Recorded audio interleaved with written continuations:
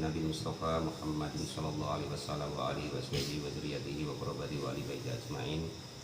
Wa ila musannifil kitab wa mukatibil kitab wa masyayikhihi wa ustadhi wa usuli wa furu'ihim wa jami' masyayikhina wa ustadina wa usuli wa furu'ihim wa jami' talamidana wa liman fa'ati wa barakati ahli kitab wa ahli ulum fi dunya wal akhirah. Al-Fatihah. A'udzu billahi minasy syaithanir rajim. Bismillahirrahmanirrahim. Alhamdulillahirabbil alamin arrahmanir rahim maliki yaumiddin. Iyyaka na'budu wa iyyaka nasta'in. Ihdinas siratal mustaqim. Siratal ladzina an'amta 'alaihim ghairil maghdubi 'alaihim waladdallin. Amin. Bismillahirrahmanirrahim. Qala al-mu'allif rahimahullah wa nafa'ana wa nafa'ani bi ulumi fid dharain. Amin ya rabbal alamin. Bismillahi, dengan menyebut asmanya Allah Ar-Rahmani yang maha pengasih, Ar-Rahimi yang maha penyayang. Ini kalau makna lafadznya begitu Mas Femi ya. Nah, kalau nak makna jauhnya ya, Bismillahi. Jadi Al-Quran itu di istilahnya itu menjadi Qulubul Quran itu adalah Yasin. Yasin nanti di ringkas lagi menjadi Al-Fatihah. Al-Fatihah itu nanti diringkas lagi menjadi Bismillahirrahmanirrahim. Nah, Bismillahirrahmanirrahim itu nanti diringkas lagi menjadi Bismillahi. Dan nanti dalam kitab At-Tahqiq itu, nah semuanya itu nanti diringkas lagi di baknya lafadz Bismillahirrahmanirrahim yang nanti namanya itu Nuqtatul Wahidah, atau titik awal dari segala hal. Allah menciptakan segala sesuatu. Itu begitu. Terus kurang lebihnya begitulah. Nah, keterangan apanya besok kalau ngaji di sana ya Mas Kemi ya. Nanti malah lama nerangkannya.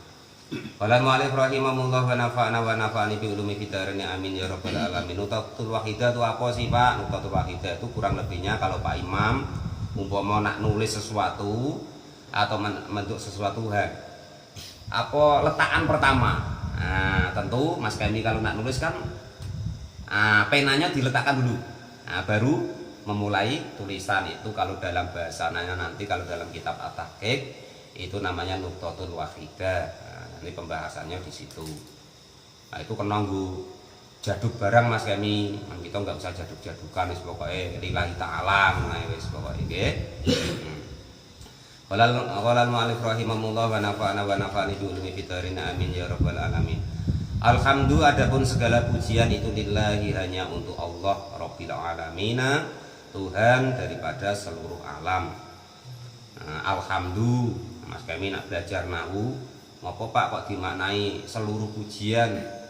Karena pujian-pujian itu seluruhnya itu ada 4. Cuman semuanya itu ya cuman hanya untuk Allah. 4 itu yaitu pujian qadim alal qadim, qadim alal kudus, kudus alal qadim, kudus alal kudus. Qadim alal qadim itu yang bagaimana sih? Allah memuji dirinya sendiri. Allah memuji zatnya sendiri. Itu namanya pujiannya kudus alal kudus. Nah, terus ada lagi nanti Allah memuji makhluknya. Contoh Allah memuji baginda Nabi dan nabi-nabi ulul azmi lainnya. Nah, itu namanya pujiannya kudus alal qadim.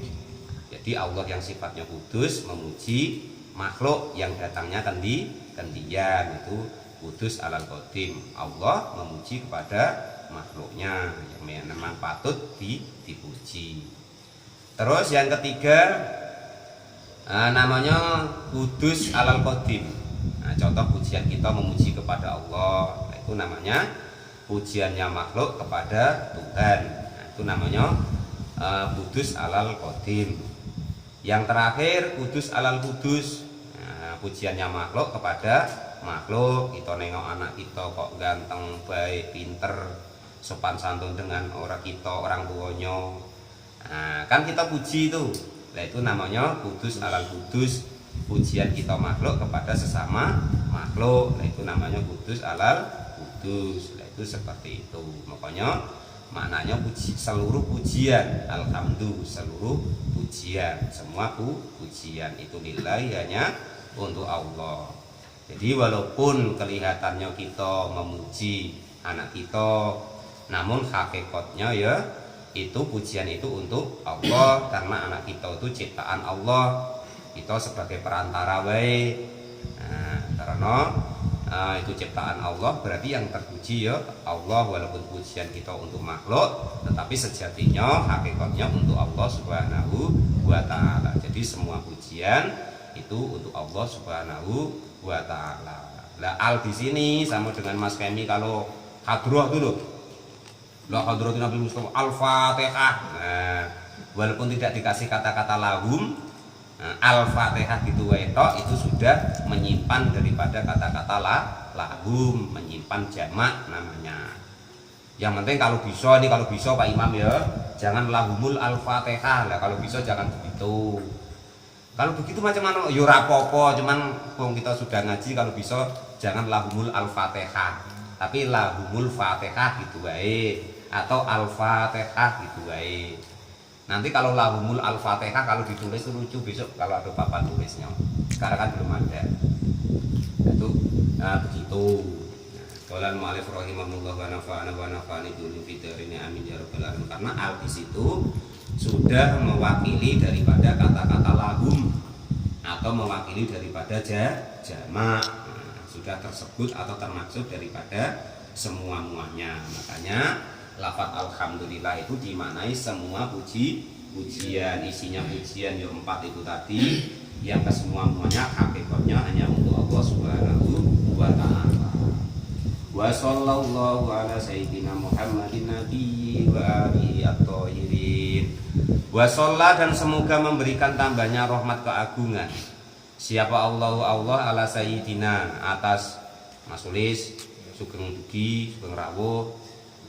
Wa shalla, dan semoga memberikan tambahnya rahmat keagungan siapa Allah ala sayyidina, atas Tuhan kita rupanya Muhammadin Nabi Muhammad an-nabi yang menjadi nabi, wa alihi, dan keluarganya at-thahirina yang suci-suci semuanya. Sholat itu artinya tambahnya rahmat keagungan, kemuliaan yang diberikan oleh Allah Subhanahu wa taala kepada baginda Nabi Agung Muhammad sallallahu alaihi wasallam. Allah ini kan huruf jar Mas Kemi. Nah, Mas Kemi ngaji nahwu itu kan, makanya harus dibaca sayyidi. Karena sayyidi itu yang terkena ngamil ala, min, an, dan bi, li, dan seterusnya itu huruf jar yang dijerkan. Karena di sini isi mufrad, maka alamat jarnya yaitu kasroh yang jelas, sayyidina. Rupanya Muhammadin, yaitu Muhammad namanya, an-nabi yang menjadi nabi, wa alihi, dan juga keluarganya nabi atau hirina yang suci-suci semuanya. Yang sekarang tuh lagi viral itu ya kan, yang katanya ngaku Habib ini itu, kita ndak usah ikut-ikut. Terserah beliau-beliau, bisa jadi Habib nian, bisa jadi tidak, itu bukan urusan kita. Yang penting kewajiban kita kepada beliau-beliau keturunan nabi, ataupun mungkin ya mengaku, ndak urus, pokoknya nak ngaku keturunannya nian, kewajiban kita itu menghormati dan memuliakan. Kita jangan ikut-ikutan komentar yang aneh-aneh, walat gitu nanti ya. Kewajiban kita kepada ulama-ulama kita, para habib-habib kita, para sayyid-sayyid kita itu memuliakan dan menghormati. Perkara ada berita ini itu kita jangan ikut-ikut komentar, nanti kualat. Pokoknya ndak usah ikut komentar kalau masalah itu ya. Ya berita ditengok baik gitu baik, cuman saya ikut komentar. Oh Habib kok gitu, ndak usah Mas Yani ya. Nggak usah pokoknya. Pokoknya saya pesan nggak usah. Nah, kita nengok di TV ada orang alim atau kiai atau ustadz atau penceramah atau habib kok ada yang aneh-aneh, pokoknya kita ndak usah ikut komentar. Walal mu'alif rahimahullah wa nafa'ani bi ulumi fitrina amin ya rabbal alamin. Kenapa demikian? Dikarenakan bukan urusan kita untuk menilai.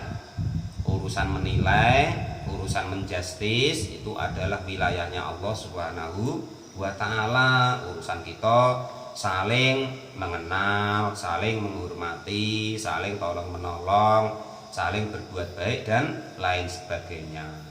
Kalau masalah menilai, masalah menghakimi, masalah ibaratnya itu menjustis, itu bukan urusan kita, itu wilayahnya Allah Subhanahu wa Ta'ala. Jangan sampai kita mabuk agama ini. Jadi yang mabuk itu bukan jiwa, agama kadang orang itu yang mabuk juga.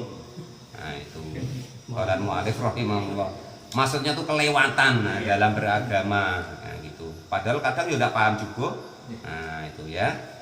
Pokoknya kita sederhana wae, yang sedang-sedang wae, yang biasa-biasa wae. Pokoknya intinya kalau kita dengar berita tentang ada ustadz, ada kiai, atau habib kok mungkin perbuatannya tidak cocok di kita atau dalam beritanya, kita jangan ikut-ikut komentar, nggak baik. Nah, nanti kita bisa kualat. Lah kalau umpama ustadz atau kiai itu kok kebetulan guru kita, baru kewajiban kita bertambah. Tambah satu, yaitu mengikuti atau taat kepada beliau. Walaupun dia ustadz, kiai, habib atau apa tadi, ulama, tapi beliau bukan guru kita, kewajiban kita cuma dua, menghormati dan memuliakan. Nah, andai kan kok beliau ya guru kita, kebetulan baru tambah satu kewajiban kita, sam'an wa ta'atan kepada beliau, taat kepada beliau apa yang menjadi perintahnya, selagi perintah itu tidak untuk bermaksiat kepada Allah Subhanahu wa Ta'ala. Walaupun gurune Mas Kemi itu dogdeng kiai katanya, tapi kono Mas Kemi nyolong, ya jangan ikut ya, karena la ta'ata li makhlukin li maksiati kholikin. Tidak diperbolehkan ada bentuk taat kepada makhluk untuk bermaksiat kepada sang pencipta. Itu dalilnya begitu ya.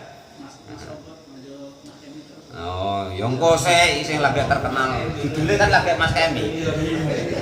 Tenang wae. Lah besok ngajinya kan masih berlanjut toh. Enggak usah khawatir, lha sing kenal iki lagi Mas Kemi.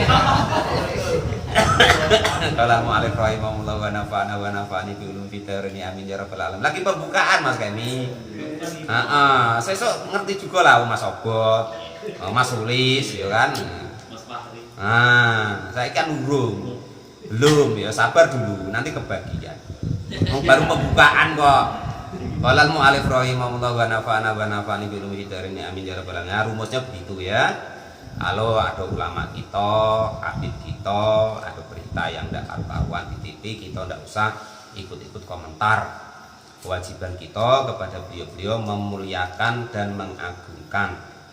Lah, andaikan kok beliau ya guru kita, tambah satu tadi, yaitu melaksanakan perintah-perintah dan mengikuti beliau selagi perintah itu tidak untuk bermaksiat kepada Allah. Nah itu. Namanya manusia selain Nabi dan Rasul itu tidak maksum, tidak dijaga oleh Allah. Jadi kalau kok ada orang nggak urus dia ustadz, kiai, habib kok salah, itu biasa. Memang Allah desain manusia itu begitu. Kalau ada manusia kok tidak pernah salah, itu bukan manusia namanya. Berarti salah desain, salah hidup. Harusnya dia desainnya hidupnya di kumpulan para malaikat, bukan di kumpulan kita. Nanti nengok Pak Imam keliru lah, sih Bu Imam kok kayak gitu, ndak boleh. Imam juga manusia, Ustadz juga manusia. Yang ndak baik itu ya jangan diikuti gitu wae. Wong Pak Imam seumur hidup lagi salah pisen sekali wae, ributnya ndak selesai. Padahal kebaikannya sudah dari dulu sampai sekarang. Nah, pokok kita sudah ngaji harus belajar. Yang seperti itu kita nafikan atau kita hilangkan. Nah, pokoknya yang tidak baik, orang itu kok berbuat tidak baik itu wajar, lumrah. Yang penting kita sebagai manusia itu mengakui, andaikan umpama kita salah, kita keliru, itu ngaku sama Allah ya ngaku. Umpama kok ditanyoi kawannya ya ngaku, ya Mas Obot aku memang salah. Nah gitu. Jangan kok nyari-nyari dalil untuk menutupi kesalahannya lah, itu yang repot. Enggak mau disalahin maksudnya lah, itu yang enggak boleh. Sudah biasa wae, manusia salah tuh biasa. Memang Allah desain begitu. Nah, ya kan, sudah diciptakan lemah, repot, dan tepatnya salah dan lupa. Al insanu mahalul khotok kan, nisyan, manusia itu tepatnya salah dan lupa. Nah kalau salah dan lupa itu tidak boleh ditempatkan di Pak RT, tidak boleh ditempatkan di Pak Imam, tempatkan di Mas Kemi, nanti tempatkan ke siapa? Wong memang desainnya salah dan lupa itu Allah desain untuk manusia. Yang terpenting kuncinya, kalau kok kita salah ngaku salah, nah itu loh kuncinya ya. Jangan salah nggak ngaku salah, keliru nggak ngaku keliru, nah itu yang nggak boleh. Nah, kuncinya begitu. Wa alihi dan keluarganya sudah dibahas tadi keluarganya, atau yirina yang suci-suci semuanya. Wa sahabatihi dan sahabatnya Nabi ajmaina semuanya. Radhiyallahu anhum, radhiya semoga memberikan ridho siapa Allah anhum kepada mereka. Jadi wa qaurun atau masa atau ibaratnya orang-orang yang terpilih itu yaitu di kurunnya baginda Nabi, yaitu kurun para sahabat. Tapi kita jangan kecil hati Mas Sobat, kita itu diakui oleh Nabi itu saudara ya. Kalau yang ketika hidup serempak Nabi itu diakui namanya sahabat. Tapi kalau kita yang hidup di akhir zaman itu diakui sama Nabi itu sebagai saudara. Lah cobalah bayangin, pernah nengok Nabi tidak? 1400 tahun yang dulu kita cuma dengar cerita, sampai kini itu dengar cerita, ya kan? Lah itu Mas Kemi direwangi kulo kilir bawa patung kore picaknya kan, entah paham tak tidak. Itu bahasa apa kan? Bahasa syariatnya Nabi. Lo macam itu Nabi nggak sayang tuh macam mana? Padahal entah paham tak tidak ya kan? Ya pokoknya yang penting macam itu.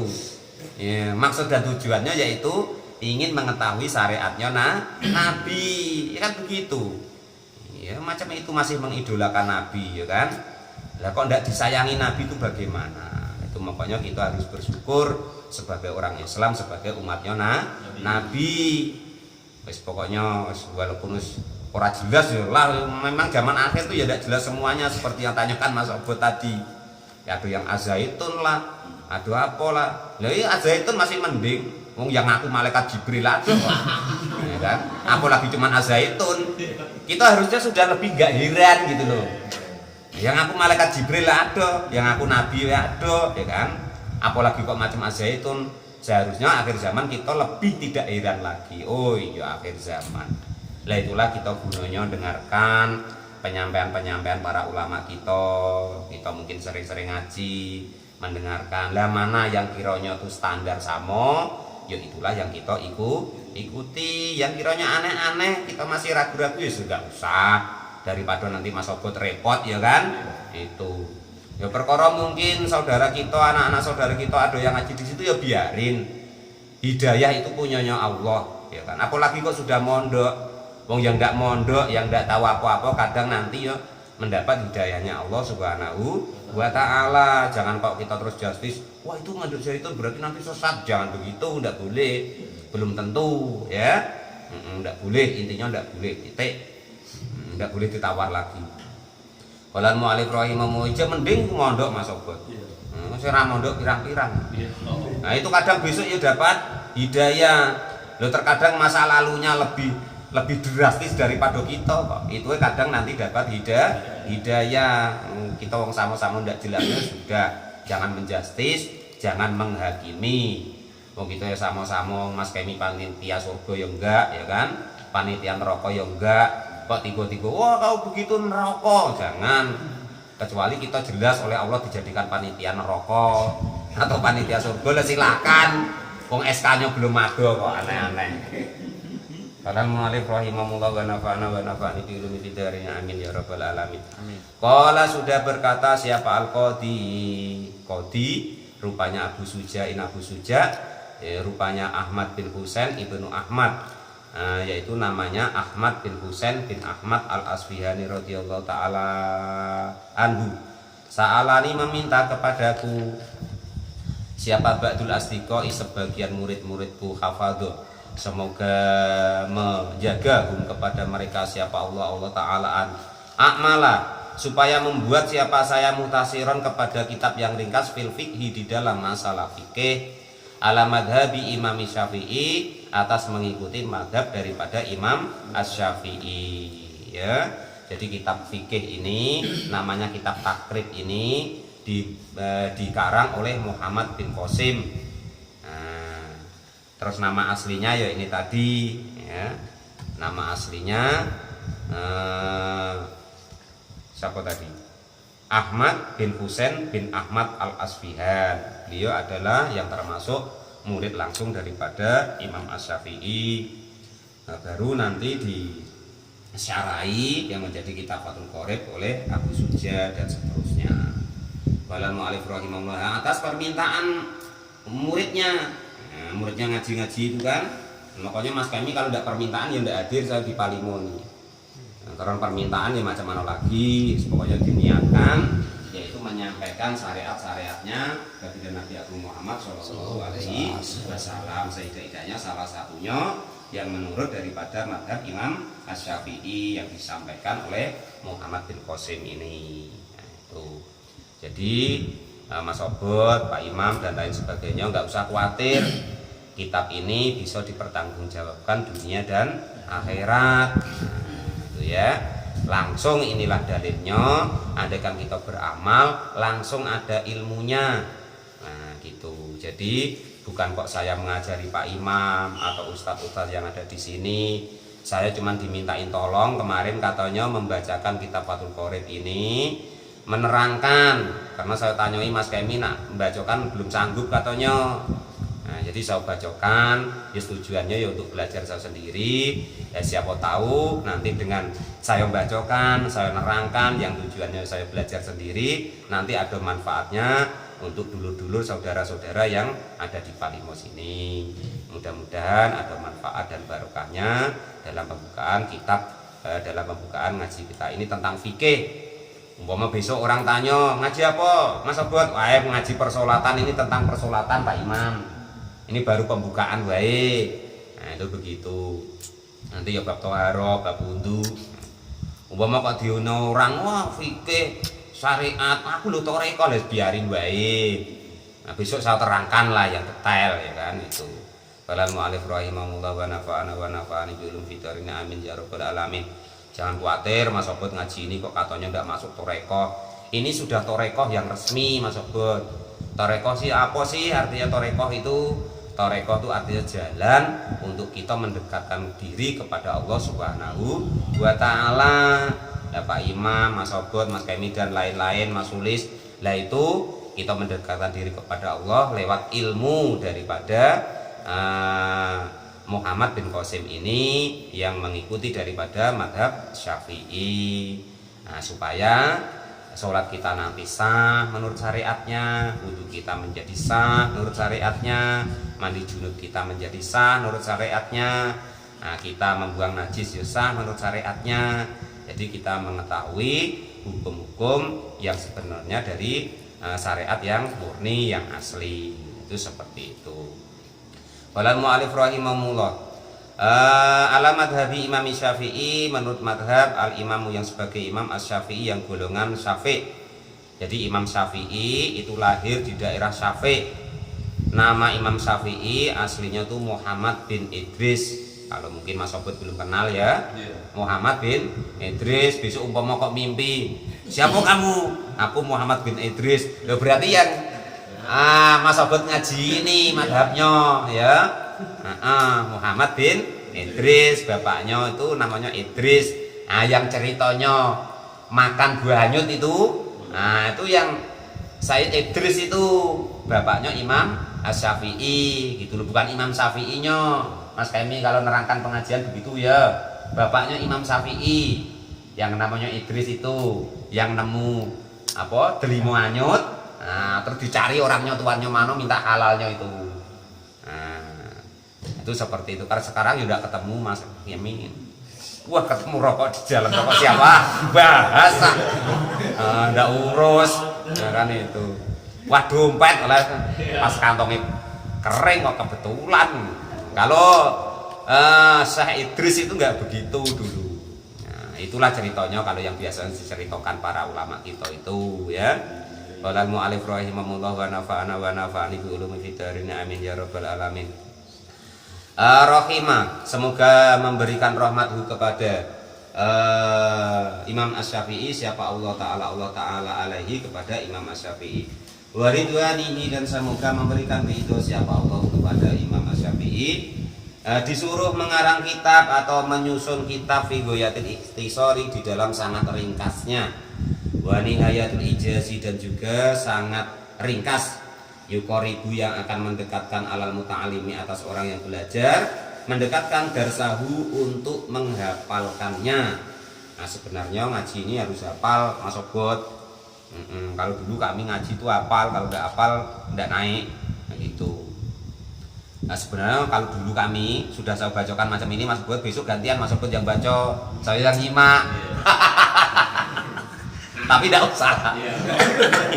Nanti kalau dibuat begitu Pak, wadah jadi ngaji lama. Aduh, lah repot. Wes pokoknya kayak kita bacakan wae, diterangkan, nanti yang belum paham besok ditanyakan. Nah, ini sambil guro-guro Pak Imam ya. Ngampun nesu Ustaz kok kaya ngono, golek ngono Pak Imam. Pokoknya guyon terus Pak nggih. Yang penting mudah-mudahan ada manfaatnya ya. Saya guyon itu waduh dalilnya Mas Obot. Ya itu tadi. Lo orang kepengen bahagia dengan maksiat, tahan ibaratnya modal yang nyawer lah, yang macam-macam lah, yang bayar lah. Lah kita masa dengan taat gak bahagia, ya lucu. Kan gitu. Makanya kita dengan bahagia. Qalan mu'allif rahimahullah wa nafa'ani bi ilmi fid dharain amin ya rabbal alamin. Lah maksudnya pengarang kitab menyusun kitab Syarih fikih ini tadi tujuannya supaya selain mudah untuk belajarnya, wa yushilu, dan memudahkan alal mubtadi, atas orang yang baru belajar, hifdhahu, untuk menghafalkan daripada fikih ini.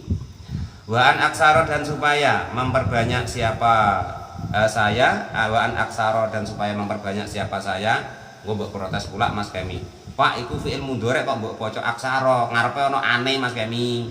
Kalau ada an, nah itu tugasnya an itu menasobkan fi'il mudhari yang harusnya aksaru, karena depannya ada an jadi aksara gitu Mas Kemi. Ingat gak?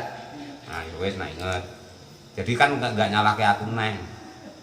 Wa aksara, dan supaya memperbanyak siapa saya fihi, di dalam kitab yang ringkas ini, minnat taksimati, dari bagian-bagian, wa khasrul hisoli, dan juga meringkas tingkah-tingkah, artinya itu runtutan-runtutan. Ya, karena ada permintaan tadi, fa'ajabtuhu, maka mengijabahi siapa saya kepada menyusun kitab tadi. Jadi ini perlu saya sampaikan kepada kita semua, khusus masalah masail atau hukum hakam atau yang berhubungan dengan fardu kifayah, itu kita tidak boleh sembarangan menerangkan, kecuali memang itu di halakoh seperti ini ya kan. Nah, memang membahas itu, atau memang beliau murid-murid kita, atau ada orang tanya, atau ada yang meminta, baru itu kita terangkan. Kalau ndak itu ya macam Mas Sulis itu, ibaratnya harus dakwah secara umum. Ayo pada ngaji, ayo pada sholat, nah, ayo pada ke masjid. Cuman batas seperti itu. Kalau yang berhubungan dengan fardu ain itu apa sih Pak? Fardu pribadi. Nah, sholat dan yang berhubungan dengan sholat, maka itu kita nggak boleh turut campur. Kok tiba-tiba kau tuh sholat yang bener apa? Nah, nggak boleh. Nak bener nak tidak urusan dia. Nah, itu namanya fardu pribadi, kecuali memang dia anak kita atau murid kita yang dalam bimbingan kita, maka baru boleh. Mas Obot baru nak sholat, Mas Kemi sok-sokan sholat yang bener bot. Nah, akhirnya besok ada sholat lagi. Nah, padahal kita itu dalam agama itu, kata Mas Sulis itu, basiru wala tunafiru, bahagiakanlah, jangan kalian buat orang itu lari dari agama. Yassiru wala tuasiru, permudahlah, jangan sampai kalian buat menjadi sulit, ya kan begitu. Tidak pendek dia itu apa tadi, ketua masjid tadi Mas BKMT, kau ini nggak nurut peraturan, keluar balik. Lo jangan begitu. Biar sebisanya dulu. Fikih itu ada dua ya. Namanya fikih dakwah. Fikih dakwah itu bagaimana sebisanya orang dulu. Nah, baru nanti kalau nikmatnya dia beribadah itu sudah dapat, baru dikasih fikih hukum namanya. Oh ini lho Pak yang sah, ini lho Pak enggak bener, ini lho Pak enggak sah, ini lho Pak batal dan seterusnya. Nah, itu setelah fikih dakwah tadi. Walal mu'alif rahimahullah wa nafa'ana wa nafa'ani bil mufidarin amin ya rabbal alamin. Jadi ulama ini langsung memberikannya ila dalika kepada menyusun kitab ini toliban karena mengharapkan lisawabi untuk pahala rogiban, dengan mengharapkan rogiban karena cinta. Piye itu tulisannya Mas Kemi? Ilaina apa piye? Kok gak cetok? Lillahi kepada Allah Subhanahu wa taala fit taufiqi di dalam masalah petunjuknya lisawatunya Allah alama atas segala sesuatu yasya'u yang berkehendak siapa Allah itu qadirun dat yang maha kuasa, wa bi ibadihi dan dengan hamba-hambanya Allah itu latifun dat yang maha lembut, khabirun juga dat yang maha mengetahui. Nah, itu pembukaannya seperti itu atau muqaddimah dari pengarang kitab ini. Kitab Toharoti adapun kitab menerangkan masalah toharoh atau bersuci, karena bersuci itu termasuk syarat-syarat nanti kita boleh melaksanakan sholat. Lah alat yang bersuci yang umum itu umumnya ya air, maka yang dibahas pertama kali masalah air. Almiyahu adapun air alatiya itu itu dalamnya Mas. Kitab Ahkami Toharoti adapun ini itu kitab Ahkamu Toharoti menerangkan hukum-hukum daripada bersuci. Wal kitabu dan adapun yang dimaksud dengan kitab lugotan di dalam tata bahasanya itu masdarun sebagai masdar kataba yaktubu kitaban. Apa yang disebut masdar Mas kami ingat pada? Ya masdar itu apa yang disebut masdar? Isim yang jatuh ketiga kali dalam tasrifatnya fi'il kataba yaktubu kitaban. Bimakna domi dengan makna mengumpulkan wal jam'i dan juga mengumpulkan. Jadi yang disebut kitab itu kumpulan daripada suatu pembahasan. Wastilahan dan adapun yang disebut kitab menurut istilahnya itu ismun suatu isim, lijinsin untuk suatu jenis minal ahkami dari hukum-hukum. Amal baru adapun bab itu faismun maka suatu nama, linauin untuk suatu macam mimma dari sesuatu dakhala yang masuk apa mata dalika di bawah demikian kitab. Dalika jinsi demikian jenis. Wa toharotu dan adapun lafaz toharo bi fathi to'i dengan dibaca fathah to'nya toharotu.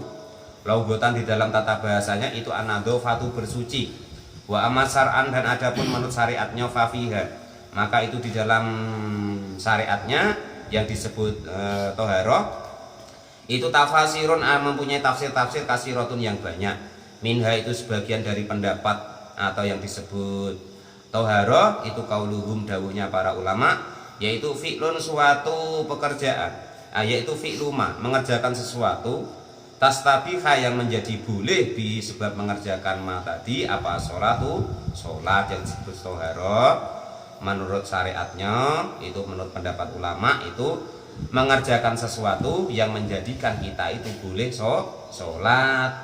Kenyataannya aimin wudu, kenyataannya dari wudu wa ghuslin dan mandi wa tayamumin dan tayamum wa izalatu najasatin dan menghilangkan najis. Kelihatannya sepele. Nah ini besok mohon maaf andaikan kok mungkin dalam kitab ini besok diterangkan mungkin wudhu kita tidak sesuai yang kita kerjakan dengan yang besok diterangkan di kitab ini, yaitulah yang sebenar-benarnya nanti keterangannya. Nah, kita jangan kecil hati. Kita mungkin mohon maaf Pak Imam ya, kalau kita kan entah imam, entah ketua apa tadi, Mas Abot katanya BKMT atau Kotip apa, nah ya kan, Yes, pokoknya kita perbaiki. Tujuan kita ngaji ini, belajar ini untuk menghilangkan kebodohan diri kita sendiri. Itu tujuan utamanya. Yang mudah-mudahan ada manfaatnya untuk diri kita sendiri. Syukur-syukur selain manfaat untuk diri kita, nanti ada barokahnya untuk orang lain, tak anak kita, istri kita, saudara kita, dan lain sebagainya. Ya karena kelihatannya sepele, kan? Wudhu. Kalau tidak sah wudhunya, ya nanti sholatnya enggak sah, karena termasuk daripada syaratnya kita boleh sholat harus suci dari hadas kecil. Belum nanti yang haram orang yang tidak punya wudhu besok tuh ada 3, yaitu megang Quran, sholat, dan tawaf. Kan begitu. Nah terus mandi kelihatannya kan sepele, tapi kalau nanti dipandang dari segi hukum, ya nanti repot.